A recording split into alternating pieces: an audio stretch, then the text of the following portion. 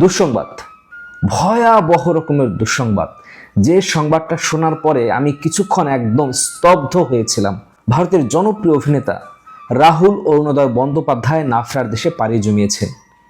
মৃত্যুর আগে তার সঙ্গে আসলে কি হয়েছিল সেটা শুনলে আপনি শিউরে উঠবেন। কি ঘটেছিল আসলে দীঘার সেই সমুদ্র সৈকতে? দর্শক, আজকের ভিডিওতে সেই প্রসঙ্গে একটু কথা বলবো। গণমাধ্যমে যেভাবে খবরটা এসেছে সেটা হচ্ছে, রাহুল বন্দ্যোপাধ্যায় তিনি ভোলে বাবা পার করে গা নামে একটি সিরিয়ালের শুটিং করছিলেন এবং সেই শুটিং করার জন্যই মূলত তিনি দীঘার সেই তালসারি সমুদ্র সৈকতে যান।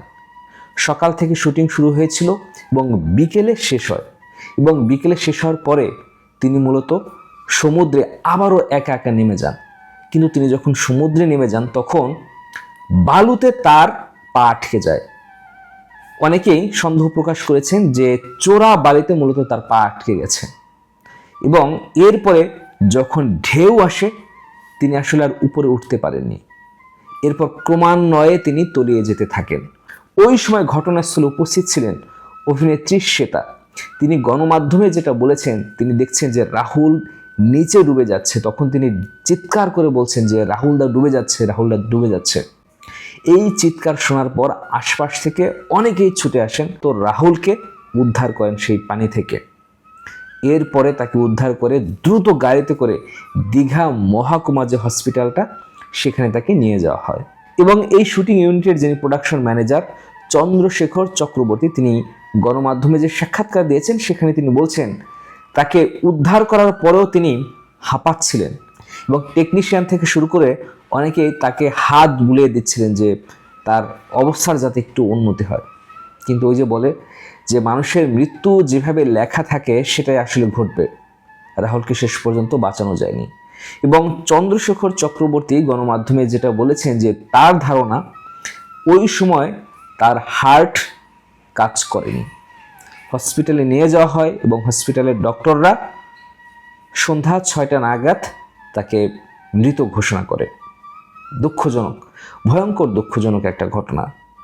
তিনি অনেক অনেক জনপ্রিয় কাজ উপহার দিয়েছে এবং দর্শকদের মধ্যে তার একটা আলাদা জনপ্রিয়তা ছিল।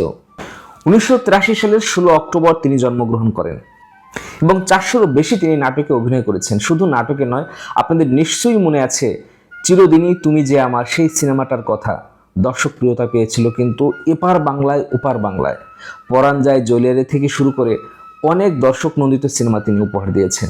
নিঃসন্দেহে এই যে শূন্যতাটা তৈরি হয়েছে, এই শূন্যতাটা আর কখনো পূরণ হবে না। এবং বিশেষ করে স্টার জলসা, জি বাংলায় তার যে ধারাবাহিকগুলো ছিল এগুলো কিন্তু ভীষণ জনপ্রিয় ছিল। এছাড়া তিনি জ্যাকপট, পরাণ যায় জ্বলিয়ারে, কাগজের বউসহ অনেকগুলো জনপ্রিয় সিনেমায় তিনি অভিনয় করেছেন।